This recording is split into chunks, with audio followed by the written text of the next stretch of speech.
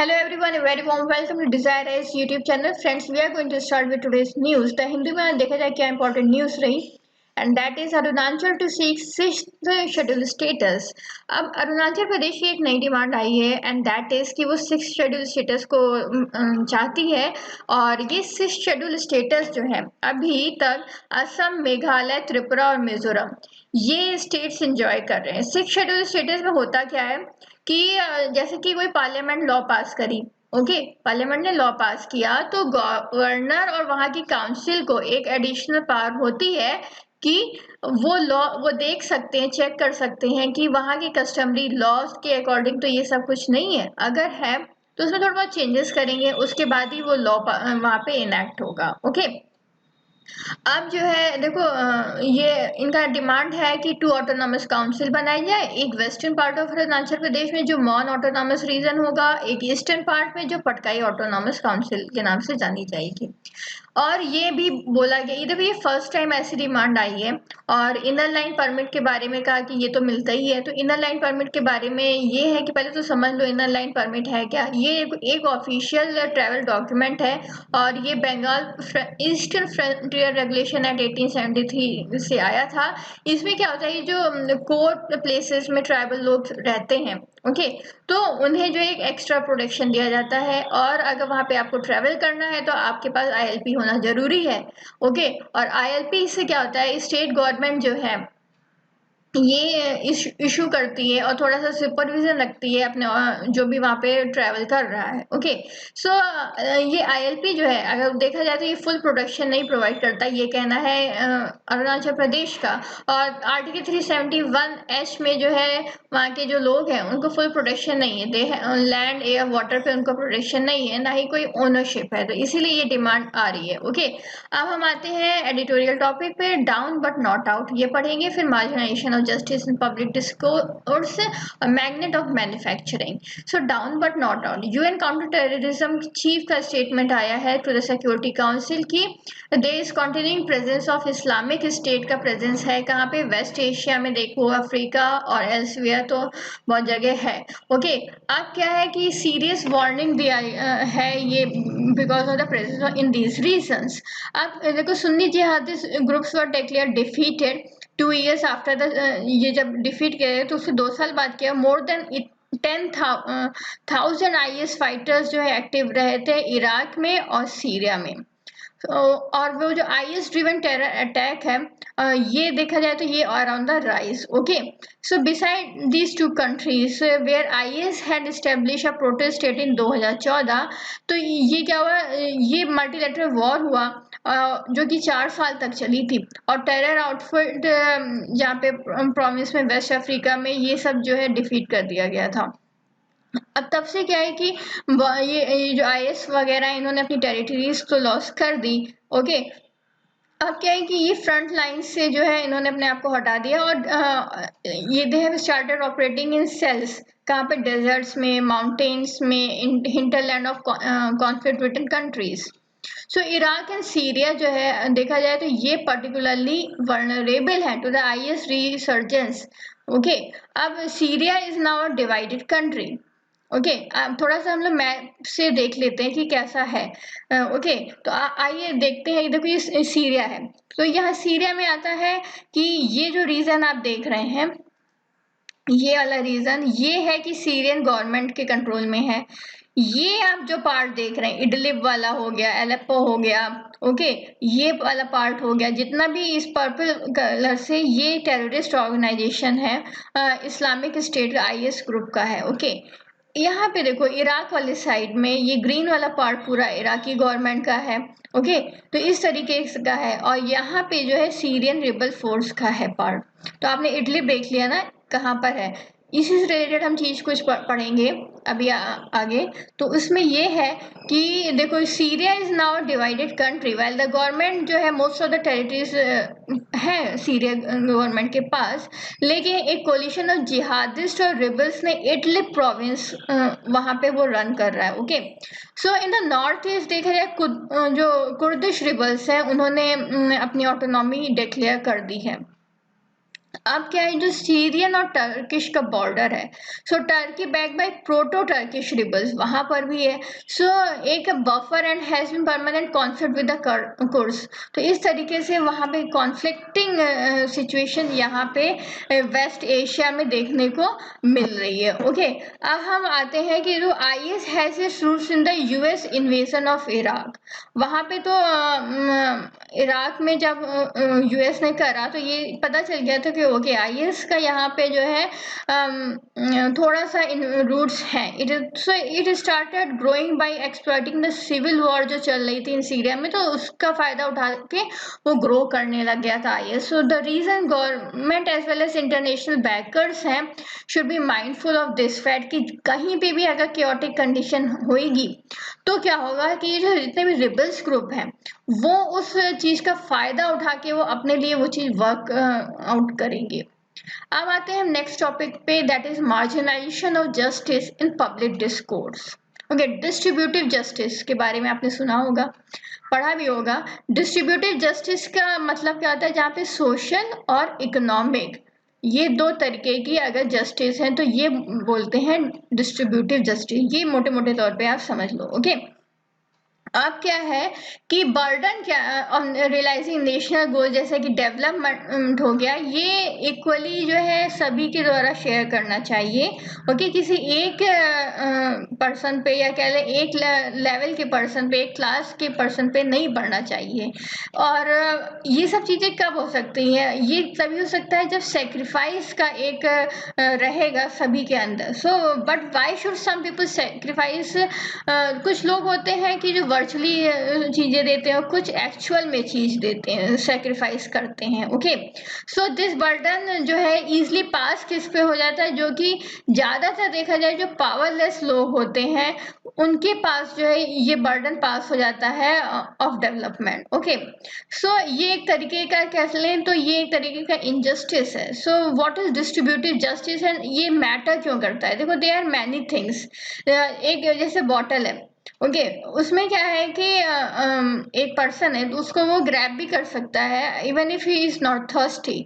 और दूसरा क्या है कि वो अपने क्या लें दूसरे पर्सन को भी दे सकता है इवन इफ वो बहुत ज़्यादा थर्स्टी भी हो। और तीसरा चीज़ क्या हो सकती है एक जस्टिस की, वो ऐसे पर्सन को दे सकता है जिसको एक्चुअल में उसकी नीड हो। तो ये एक जस्टिस होगा जहाँ पे नीड हो, अगर हम वहाँ पे लोगों की हेल्प करते हैं तो वो होता है, वो एक जस्टिस डिफाइन करता है। Okay, so idea of distributive justice presupposes not only a social condition बल्कि इसमें क्या होता है mark by an absence of love होता है, फैमिलियरिटी होती है। ओके, ये थोड़ा सा कह लें एक फिलोसफिकल आर्टिकल है, बट ये आपको किसमें वर्क करेगा, ये आपको ऐसे लिखने में बहुत ज़्यादा वर्क करेगा, इसीलिए हम लोग ये जो है आर्टिकल पढ़ रहे हैं। ओके, कि जस्टिस है क्या इसको तो थोड़ा समझो।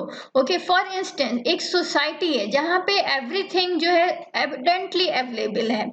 ओके, हर इंसान के पास सब कुछ है जो वो चाहता है without necessity of sharing. Justice जो है यहाँ पे रिडंडेंट हो गई, इसका कुछ मतलब ही नहीं रहा। ओके, इक्वली एक सोसाइटी है जहाँ पे बहुत ज्यादा स्कार्सिटी है, तो इसमें क्या होगा, यहाँ पे जस्टिस तो इम्पॉसिबल है देना। अब सरवाइव करने के लिए एवरीवन जिसके पास जो होता है वो ग्रैब करने की कोशिश करेगा ही, क्योंकि यहाँ पे स्कार्सिटी ऑफ रिसोर्सेज है। तीसरी कंडीशन क्या होती है, justice therefore is possible and necessary in society जहाँ पे मॉडरेट टाइप की स्कार्सिटी हो। Okay, giving reasons their persons their due. तो जस्टिस है क्या, तो जब बेसिक आइडिया ऑफ जस्टिस है is that each person get what is properly due to him या फिर उसके लिए जो ड्यू हो। Okay, that the benefit and burden of society जो है वो डिस्ट्रीब्यूटेड रहे इस तरीके से कि ईच पर्सन को अपना ड्यू जो है उसके भाग में वो चीज उसको मिलनी ही चाहिए। But this bags the question कि ड्यू का मतलब क्या है। ओके, सो एक डिस्टिंक्शन मस्ट बी मेड एक हायरार्किकल चीज में और इगैलिटेरियन नोशन ऑफ जस्टिस में।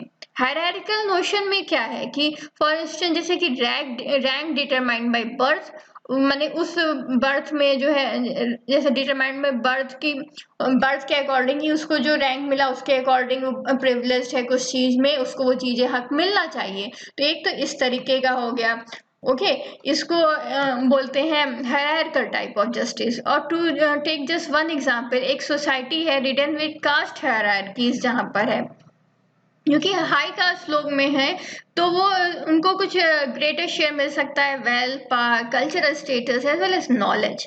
ओके, कन्वर्सली जो कि लो कास्ट पीपल हैं उनको क्या होगा, वेरी लिटिल हेल्प मिलेगी समटाइम्स। ओके, तो concept of justice has really remain unchanged, unchallenged. अब numeral examples can be cited Indian history में। Hierarchical notion had been temporarily oppose, कहाँ पर, जैसे कि बुद्धा की टीचिंग्स में हम देख सकते हैं वो चीज अपोज हम लोगों को दिखी, हायरार्की वाली चीज नहीं चलेगी because he was against the caste system. अब आते हैं पैसेज इन इंडियन पिक्स में, बहुत भक्ति पोएट्री में हमें ये चीजें देखती हैं कि हायरार्किकल नोशन को यहाँ पे अपोज करा गया है। अब in a society still infested with life hierarchies, people must first struggle कि उनको recognition मिलना चाहिए as equals। ओके, जब ये इक्वल की तरह उनको रिकॉग्नाइज करने को मिल जाएगा तब उसमें ये देखा जाएगा कि वो सबको जस्टिस इक्वली मिल पा रहा है, सोशल बेनिफिट्स वगैरह मिल पा रहे हैं कि नहीं। तो ये इस तरीके का हो गया इगैलिटेरियन डिस्ट्रीब्यूटिव जस्टिस। अब हम नीड में समझते, नीड क्या है और डेजर्ट क्या है। देखो, टू मेन कंटेंडर्स है exist for interpreting what is due to person for of equal moral worth के हैं, तो उनके लिए क्या चीज होना चाहिए। देखो, एक तो होता है नीड बेस्ड प्रिंसिपल होता है, जिसका मतलब क्या है, जो कि एक पर्सन के लिए ड्यू है, is what she really needs, जो वो चाह रहा है, that is whatever is necessary for general human being। एक बेसिक चीज जो चीजें हैं, बेसिक नीड्स जो हैं, ओके, उस चीज वो तो मिलनी ही चाहिए सबको। ये justice require the fulfilment in every person. जैसे कह लें कि रोटी हो गया, कपड़ा हो गया, और एक रहने के लिए छत हो गई, तो ये एक बेसिक नीड्स है, तो इस चीज को सभी को मिलना ही चाहिए। ओके, ये जब ये बेसिक थ्रेशोल्ड हो जाए, ये बेसिक नेसेसिटी सबको मिल जाए, तब हम एक डिफरेंट लेवल पे पहुंचते हैं। सेकंड क्या है प्रिंसिपल, वो होता है principle of desert, for which what is due to person is what वो डिजर्व कर सकता है। डिटरमाइन, ये बर्थ से नहीं डिटरमाइन होती है या फिर ट्रेडिशन से नहीं होती है, बल्कि पर्सन की अपनी क्वालिटी पे होती है। ओके, जैसा कि उसका नेचुरल टैलेंट कैसा है, उसका प्रोडक्टिव एफर्ट कैसा है, तो ये इस तरीके से भी एक चीज होती है। Okay, so break the defining silence, most reasonable क्या होता है, egalitarian concept of justice try to find a balance between need और डेजर्ट के बीच में। So they try to ensure a distribution of goods and abilities, जो कि उनकी एवरीवन्स नीड्स को सेटिस्फाई करे। Okay, a fair distribution of social burden or sacrifice required for filling them. So our society is afflicted by deep material, cultural, knowledge related inequalities। ये हम सभी जानते हैं कि inequalities तो हर कैटेगरी में है। ओके, हर सेक्टर में है अपनी सोसाइटी में। Worse this inequalities are grown by days. तो इसीलिए हमेशा एफर्ट करना चाहिए कि डिस्ट्रीब्यूटिव जस्टिस जितना हम लोगों को दे सकें। एक थ्रेशोल्ड कह लें कि बेसिक नीड्स तो वो थ्रेशोल्ड लिमिट आनी चाहिए, माने बेसिक नीड्स सभी की फुलफिल होनी चाहिए। ओके, अब आते हैं हम एक नेक्स्ट टॉपिक पे, वो है मैग्नेट्स फॉर मैन्युफैक्चरिंग। अभी इधर पेंडेमिक टाइम में देखा गया तो चाइना के साथ जो है इंडिया का रिलेशनशिप बहुत ज़्यादा खराब हो गया है। ओके, ना कि इंडिया के बल्कि डिफरेंट कंट्रीज, जिसका हम लोगों ने पहले ही वीडियो में देखा था कि जैसे यूएस हो गया और इंग्लैंड हो गया, बहुत सारी कंट्रीज हैं जो कि अब चाइना के साथ उतना रिलेशनशिप नहीं इस्टेब्लिश करना सकते, बिकॉज एक कह लें कि ये डायरेक्टली और इनडायरेक्टली अगर वो किसी भी कंट्री में इन्वेस्ट करता है तो क्या होता है कि वहाँ की इंटेलिजेंस जो होता है, इंटेलिजेंस लॉ से हर कंपनी जुड़ी हुई है। तो अगर वो चाहे तो किसी भी कंट्री का इंटेलिजेंस जो सीक्रेट चीज़ें हैं वो भी निकलवा सकता है अपने ऐप्स के थ्रू, अपने डिफरेंट फोन्स के थ्रू, अपने डिफरेंट डिवाइसेस के थ्रू। ओके, और हर कंपनी बाउंड होती है विथ चाइना के जो लॉ है 2017 का। ओके, हाँ, अब क्या है कि देखो, जैसे many American, Japanese and south Korean companies जो कि चाइना में बेस्ड हैं, वो चाहती हैं कि वो इंडिया में अपना प्लांट्स वगैरह रिलोकेट करें। ओके, सो अभी टॉक्स चल रही हैं। तो first is a realisation that China पे हैवली रिलाई नहीं करा जा सकता फॉर बिल्डिंग कैपेसिटी और सोर्स मैन्युफैक्चरिंग गुड। ओके, ये जो है रियलाइजेशन अभी कोविड-19 के टाइम में हो गया है बहुत सारे कंट्रीज को। सेकंड क्या है कि जो चाइना का dominance over the supply of essential जो चीजें होती हैं, ओके, जैसे फार्मास्यूटिकल ड्रग्स के लिए कुछ चीजें इसेंशियल कैटेगरी की होती हैं जिसको इंटरमीडिएट गुड्स बोलते हैं, उसकी सप्लाई कहाँ से होती है? जैसे कोई एपीआईज है, ओके, तो इसकी सप्लाई कहाँ से होगी? इसकी सप्लाई होती है, ये चाइना करता है। तो बहुत सारी कंट्रीज चाइना पे रिलाई कर रहे हैं एसेंशियल सप्लाई पे। बाई चांस अगर चाइना उसको देने से मना कर दे तो बहुत ज़्यादा एक प्रॉब्लमेटिक सिचुएशन हो जाएगी for the different countries. Okay, अब देखते हैं कि ग्रोइंग रिस्क एंड अनसर्टेनिटीज वहाँ पे चाइना से रिलेटेड बहुत चीज़ें हैं, बिकॉज चाइना का जो है कह लें एक एटीट्यूड जो है एक डिफरेंट टाइप्स का है। ओके, हमेशा से रहा है और इधर पेंडेमिक टाइम में हम लोग देख भी रहे हैं। फिर can India succeed in attracting manufacturing firms and jobs from China? ये भी एक बड़ा क्वेश्चन है कि देखें इंडिया की पोजीशन क्या है। इंडिया देखें तो बहुत पीछे है चाइना की मैन्युफैक्चरिंग से, अगर देखा जाए कंपटीशन से। China rank first, China first है in contribution to the world manufacturing output में, और इंडिया का रैंक कौन सा है? इंडिया अभी 6th रैंक पर है। India's target of pulling up the share of manufacturing in GDP, वो कितना है? 25% बोला गया बाय 2022। ओके, और अभी लगभग वो 15% इन 2018 में वो कर रहा है। तो that this is only half of China's figure. तो आप समझ सकते हैं कि हम कितना पीछे हैं। इवन हम लोग 2022 में भी हम चाइना के पास तक भी नहीं पहुंच सकते इस मैन्युफैक्चरिंग प्रोसेस में। नेक्स्ट यूरोप, अब बहुत सारी कंट्रीज हैं जैसे कि ईयू हो गया, यूएस हो गया, कि ये चाहते हैं कि में से एक डिफरेंट उन्हें जगह मिले जहाँ पे वो कर सकते हैं। ओके, अब नेक्स्ट है European union. China was the largest exporter of manufacturing good in 2018। Okay, यहाँ लगभग 18% of the world share China का था। फर्स्ट नंबर किसका था? ईयू का था, फिर जो है चाइना का था। ओके, इंडिया तो लगभग टॉप 10 की कैटेगरी में भी नहीं आ रहा है। तो आप समझ सकते हैं कि कितना पीछे है इंडिया इस मैन्युफैक्चरिंग रोल में। ओके, हम आत्मनिर्भर भारत की बात करते हैं, बट अभी आत्मनिर्भर भारत बनने में बहुत समय है।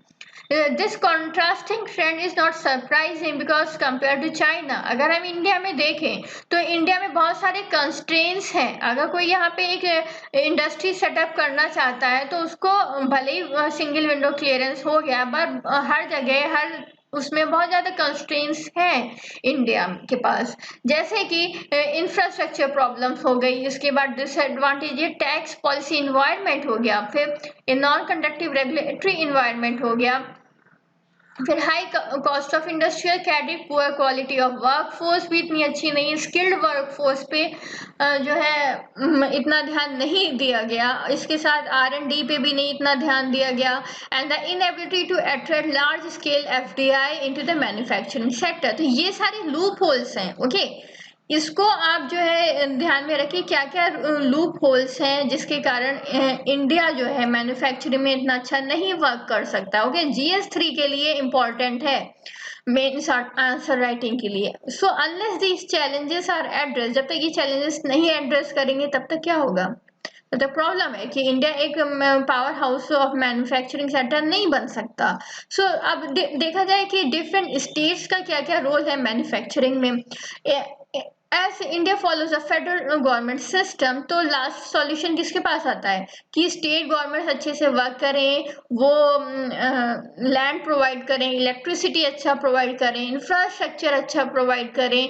ओके, और क्लियरेंस सिस्टम अच्छा हो, तब जाके जो है ये जितने भी कंस्ट्रेंट्स हैं वो उसको कम से कम करने की कोशिश करें, तब जाके जो है हर स्टेट मैन्युफैक्चरिंग के उसमें आ सकता है। ओके, करेंटली अगर देखा जाए तो मैन्युफैक्चरिंग ग्रोथ इन इंडिया जो है मेजरली कहाँ पे है, महाराष्ट्र हो गया, गुजरात, तमिलनाडु, कर्नाटक और यूपी में है।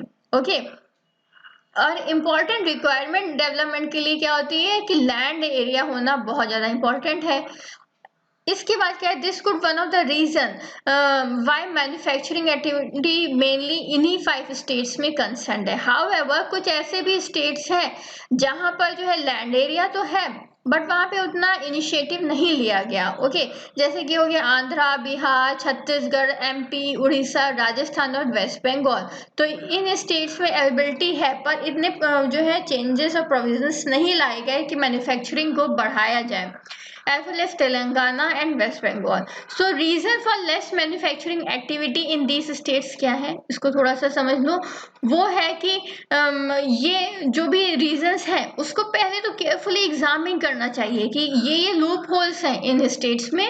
और देखो हर रीजन के, हर स्टेट के एक डिफरेंट लूप होल्स होता है, तो उसको पहले देखना पड़ेगा, उसको स्टडी करना पड़ेगा। इसके बाद जो है थोड़ा सा कंडीशंस जो है वो इम्प्रूव होगी। So state specific industrialisation strategic needs वो डिवाइस करनी पड़ेगी और जब इम्प्लीमेंट करना हो तो एक मिशन मोड पे करना पड़ेगा। Okay, strong and careful design policy बनानी पड़ेगी जो कि इम्प्रूव करे, हेल्प करेगी इंडिया को ओवरऑल इन्वेस्टमेंट क्लाइमेट में, thereby boosting investment, job और economic growth. Okay, and thank you for watching.